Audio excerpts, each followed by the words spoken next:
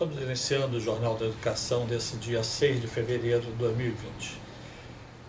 Um dos fatos mais de interesse do segmento do ensino superior foi a definição, a liberação da primeira chamada do ProUni, Programa Universidade para Todos, que contempla as universidades, instituições de ensino superior de uma maneira geral, universidades, centros universitários e faculdades da rede privada, para recebimento de alunos, e nesses valores serão compensados com os tributos. Essa primeira chamada já está disponível, vai até o dia 11, e depois teremos uma segunda chamada que vai até o dia 18 do mês de fevereiro.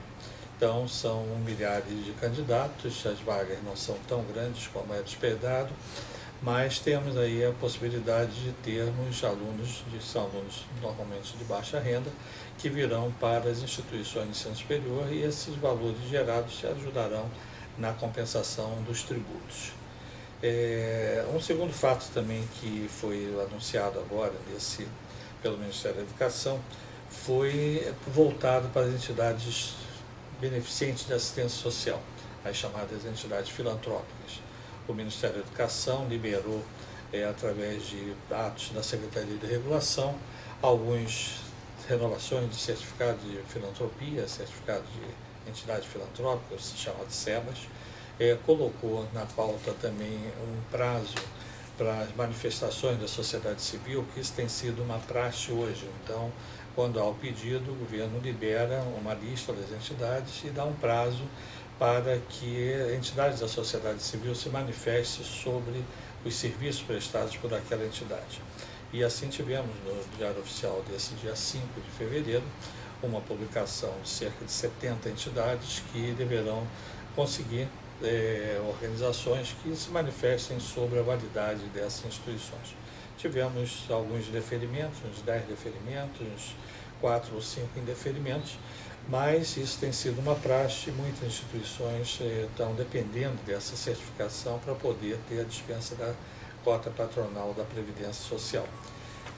Um outro fato também que foi publicado no Diário Oficial, mais de interesse da rede pública de ensino, é a criação de uma instância permanente de negociação entre a União, os estados, o Distrito Federal e os municípios. Então, essa instância, essa Câmara, um grupo de trabalho da qual participa o ministro e outros colaboradores, ou as entidades poderão fazer indicações de algumas pessoas, mas é uma instância de entendimento, uma instância permanente de negociação. É um modelo que está sendo colocado pelo governo federal na expectativa de buscar uma maior integração entre os entes federativos e a União. Temos aí vários projetos tramitando, e entre esses projetos, um deles é a da chamada Escola Cívico-Militar. O governo está apostando bastante nessas escolas cívico-militares, os recursos estão sendo definidos e, por sinal, o Ministério da Defesa, já abriu um edital para convocação de profissionais que possam, ex-militares, que possam trabalhar nessas escolas. É um projeto relativamente novo, mas os recursos estão sendo colocados, estão sendo disponibilizados, e o Ministério da Defesa já abriu, inclusive, um edital convidando, na verdade, não convocando, os militares inativos que têm interesse em vir a participar desses projetos. Então, já está publicado isso em Diário Oficial, e tem um prazo para que os candidatos, militares candidatos reformados, possam se candidatar a vir a trabalhar nessas escolas. É um processo de integração, como se fosse uma expansão do Colégio Militar para outros estados, cidades pré-definidas nesse processo, e nisso envolve essa negociação permanente. Outro fato também que a expectativa de todas as instituições de ensino superior é quanto à divulgação do calendário de abertura de processos, de entrada de novos processos para a autorização, reconhecimento, renovação de reconhecimento, credenciamento para educação à distância. Então, nós temos aí várias perspectivas de sendo colocadas, e muitas instituições estão querendo dar entrada nesses processos, mas ainda o calendário, que normalmente sai em dezembro, não saiu ainda. Há uma esperança que saia por esses dias, mas nesse momento ninguém confirma nada de quando sairá mas uma coisa é certa, ele sairá, porque as instituições precisam da entrada dos processos e muitos deles têm a obrigatoriedade de fazer esse encaminhamento agora dentro do prazo, são prazos normalmente curtos. Outra notícia também vem do Supremo Tribunal Federal, que, em conjunto com o Conselho Nacional de Justiça, abriu a oportunidade para vários cursos, que são cursos por educação à distância, são cursos livres, gratuitos, desde direito constitucional até outros cursos, mas são cursos que são oferecidos através de educação à distância numa plataforma própria do Supremo. Então, o Supremo tem já em tese essa oferta de serviços para pessoas, de uma maneira geral, para o cidadão que possa participar desses cursos dessa natureza. Também tivemos a primeira sessão já do Senado Federal, da Comissão de Educação. A Câmara dos Deputados ainda não iniciou trabalhos na Comissão de Educação, mas no Senado sim, porque na Câmara dos Deputados nós vamos ter eleição do novo presidente. No Senado não. O presidente continua, porque o mandato são 2 anos, então eles continuam e já tiveram a primeira sessão, e nessa primeira sessão foi decidido o convite, não a convocação, mas ainda o primeiro convite ao ministro da Educação para comparecer na próxima terça-feira, dia 11, e falar sobre o Enem, falar sobre os reflexos, os problemas que surgiram em relação ao Enem.